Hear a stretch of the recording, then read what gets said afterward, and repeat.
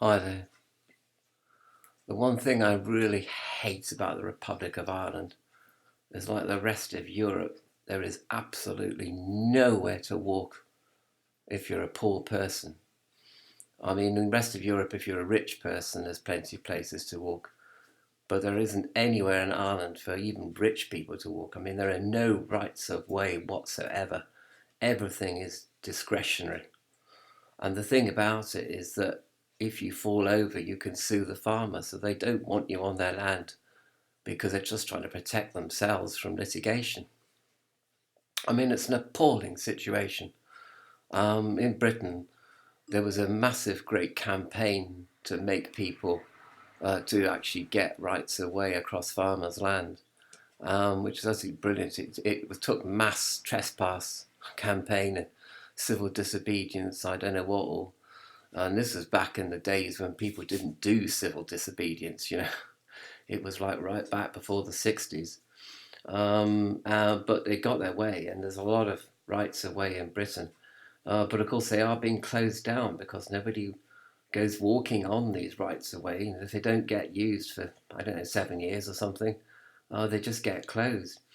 But the situation in Ireland is really, really bad. I mean, the only place to walk and to walk your dog is along dangerous, narrow roads.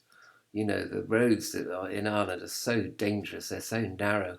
But these are trunk roads, and they're like they're like cattle. They're sort of like cattleways, you know. They're like tracks, and these are main trunk roads. So of course, if you take your dog along a road, it's really, really dangerous. I mean, dangerous for you, and dangerous for the dog, and dangerous for the poor motorists as well. I really don't know what the answer is. I mean, sometimes you're very, very lucky, and you might get an old railway track which has been converted to a walkway, but they're very, very, very few and far between. I mean, you know, I know that in France it's even worse because everywhere is farmland, and there's literally, I mean, literally nowhere to stop along roads and everything. It's a terrible situation. There's absolutely nowhere to walk if you live in Ireland.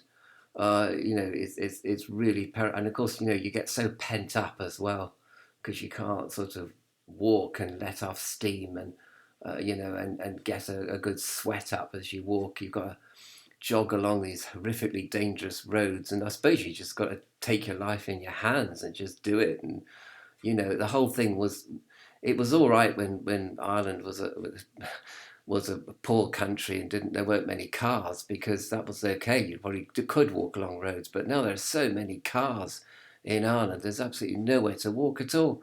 It's really, really pathetic, you know.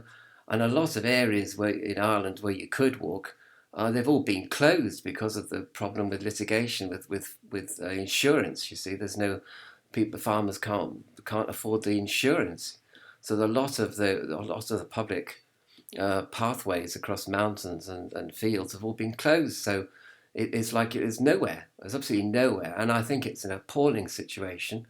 It's one of the things I really hate about Ireland. It's a cultural problem.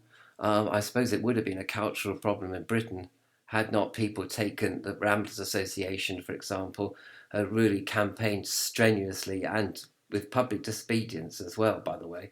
If they hadn't done that, there wouldn't be anywhere to walk in Britain either.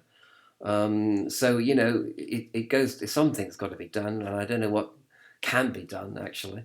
I suppose it's just a cultural thing now. It's just something you have to accept. The Irish don't like to go walking.